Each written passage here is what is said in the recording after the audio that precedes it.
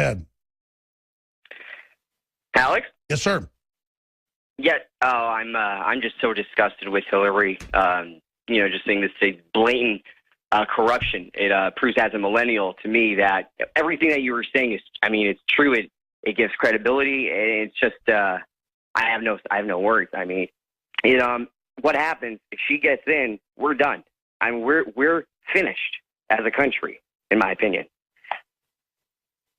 Well, when you look at how ignorant the average voter is, at least half of them, that's why these tyrants are so emboldened, is we're looking at just incredibly dumbed down, stupid people who, as long as they're pandered to verbally, they're not really supported, but as long as the establishment panders to them and pats them on the head, they'll jump off a cliff.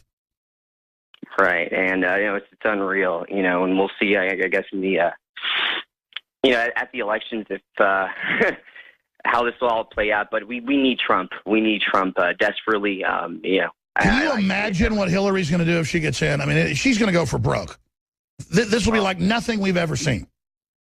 Worse than Obama, worse than the Bushes, the Bush crime family, everything that you've talked about. It all comes down to this: the technocrats, all the automation coming in, everything, the fluoride. Everything is going to be ending up with her. I do see that. She gets in. Good points, Kenneth. Thank you for the call. Nick in the great state of Illinois. Nick, you're on the air. Welcome. Yes, sir. Thank you. I pray for you and pray for Trump every day. Thank you.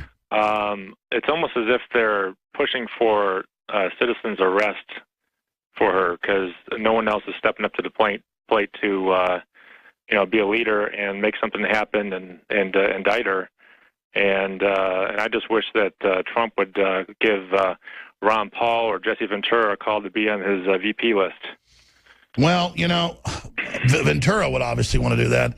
Paul is, I guess, being a purist, when it comes to Trump. But Trump is a nationalist. He's an anti-globalist. He has really, I've gone from holding my nose supporting him a year ago to really being proud of the fact I supported him. Because despite some of Trump's problems, he's for real. He's got a lot of courage. And he is just a great manifestation of America's, probably America's last chance. And, we've killed hundreds of millions of babies. And we've been so corrupt and evil so long. Maybe we're just supposed to totally fall and collapse. And, the country's just supposed to burn. Maybe that's what the socialists want. And that's what they want. That's what they get. But it really is up to us to decide that. But I hear you, brother. Great point, Nick.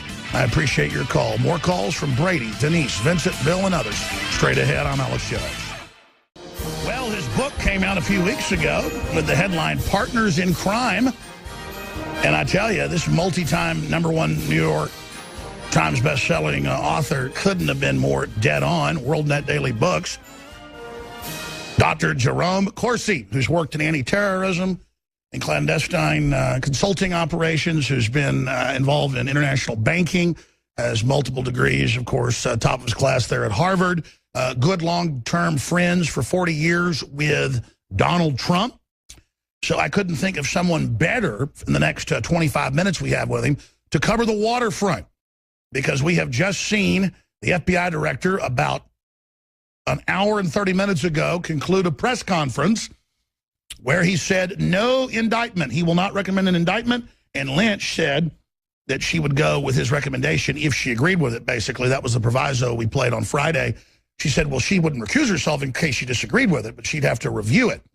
So Dr. Jerome Corsi joins us to talk about that, to talk about Trump and where all this is going. I have to be honest with the audience, okay? I have never had a more disgusting feeling of dread in my stomach.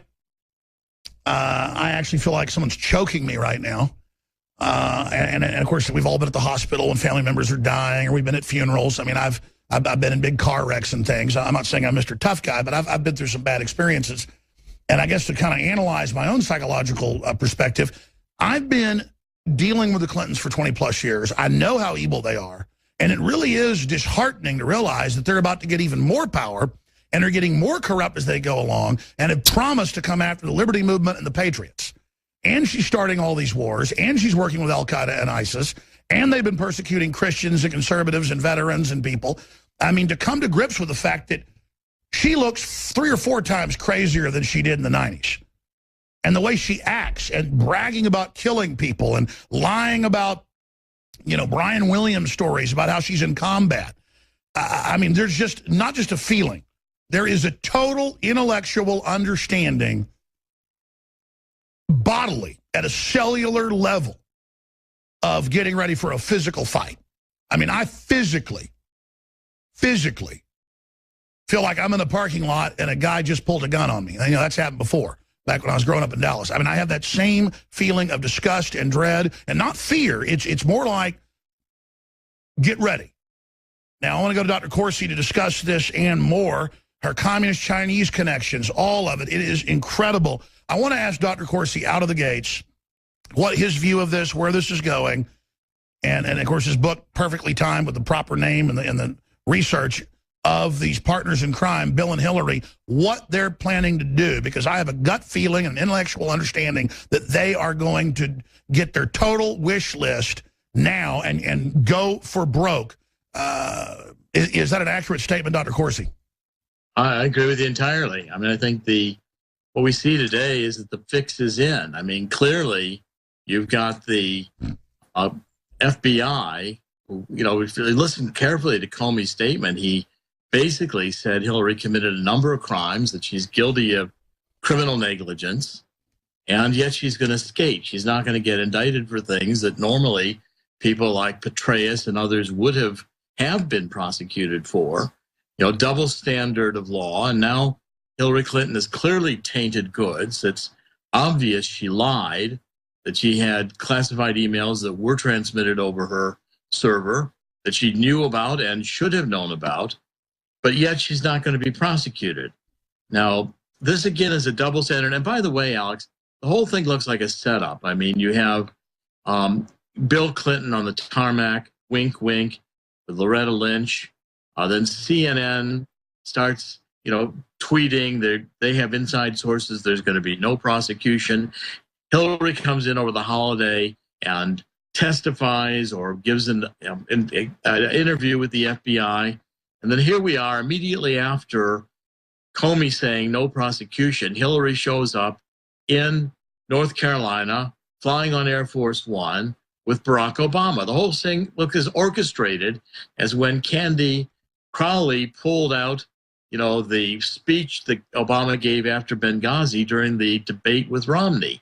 It looks completely choreographed, and wink, wink, even Loretta Lynch saying, I'll just accept the recommendation of the FBI. Sure, she already knew the FBI wasn't going to prosecute.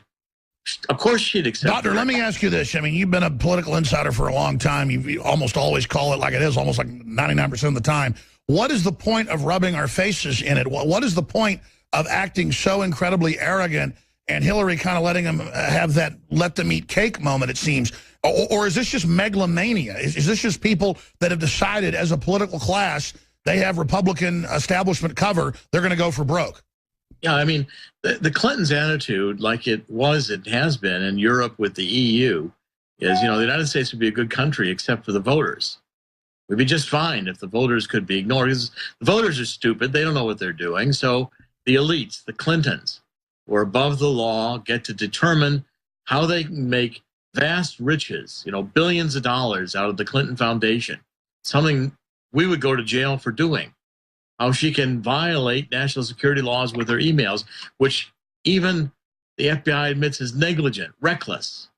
You know, how are we going to elect a reckless, negligent, incompetent person who can't run a BlackBerry to be president of the United States? But of course, that's all supposed to be washed away, because we've got a photo op, an Air Force One with Barack Obama and Hillary, and they're going to hold hands and do kissy face and tell the people we need to have Hillary for 8 years. Let me ask you this question.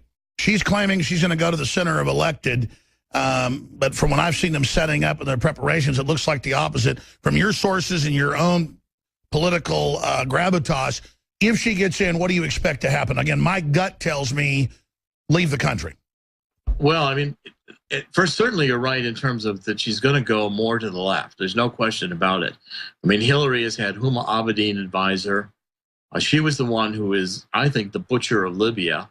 I think you're going to find in coming months that Hillary was the one who destabilized Libya. abused women throughout Libya, let Libya go to the al-Qaeda terrorists. I mean, this has already been clear from the Benghazi investigations we've had, especially the Citizens Commission on Benghazi, made it absolutely clear that Hillary threw Libya to the dogs.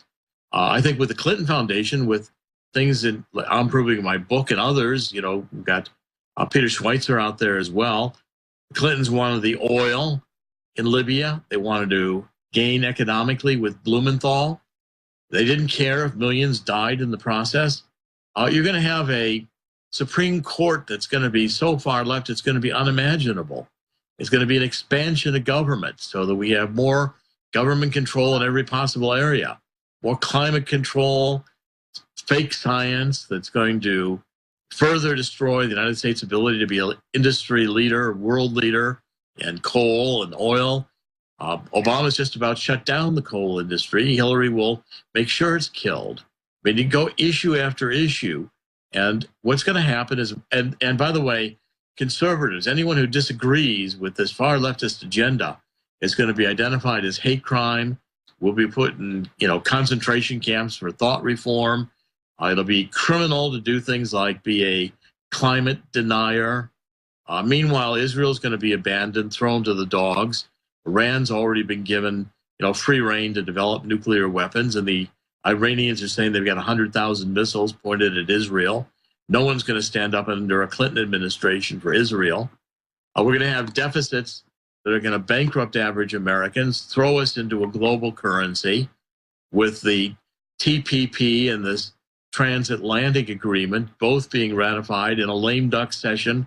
I think they'll ratify TPP, and then they'll push the transatlantic under agreement. We'll be into a global world economy, which is the prelude to a global government.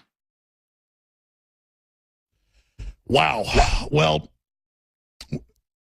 I kind of feel like we're sitting here, Dr. Corsi, just calmly presiding over the death of the republic. There have been so many signposts, so many indicators of a political class and foreign interest being basically somewhat invincible because of the corruption at the top.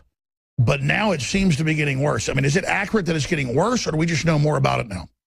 Oh, I think it's a combination. I mean, you've done a great deal. We've all worked to expose the corruption, to expose the far left agenda for what it is, which is totalitarianism and an elimination of the Constitution, our free speech. We're going to have a Supreme Court that's going to be unimaginable under Hillary Clinton. You're going to find that, I think like in Europe, Americans are waking up, and I think saying enough to this agenda, but this is a critical time. If Hillary Clinton manages to be president, then the Clinton Foundation is going to go into overdrive. Obama will have his own criminal foundation. Politicians in the United States will be in it for one reason, that is money, maybe money and power. You're going to see the rich get richer, the global rich. There'll be the extremely well off, and then everybody else who can barely not buy a house or, you know, live from paycheck to paycheck. And they won't care. The global elite won't care. There'll be lie after lie after lie, a double standard of prosecution. Conservatives will be defined as politically criminals, while the Clintons making millions, you know, ignoring laws with regards to classified information, running their own above the law entirely. So this is a classic totalitarian takeover. And if you just joined us, Dr. Jerome Corsi of WND.com. He's had 3 or 4 #1 New York Times best-selling books. 2 of his books have openly, they say, affected the outcome of U.S. elections. So this guy is not playing games. Partners in Crime is the new book. And while he's talking, I'm being flooded with just backup articles and things that we've seen where they're openly in the Democratic Party platform. Daily Caller reported last week saying they want to arrest climate change deniers. They want to now start arresting people in Canada and the U.S. and Europe that say there's only 2 genders. I mean, this is true totalitarianism with a dumbed-down mass of minions behind it, and it looks like the left, as a kind of fascist global movement with socialism as the political tool at the bottom, exempting themselves from it, are basically attempting a final takeover. So speak to that, sir, and then expand, though. How does the Brexit affect that, though? It seems like that's only getting them to accelerate their timetable. Well, in fact, I think what you see today with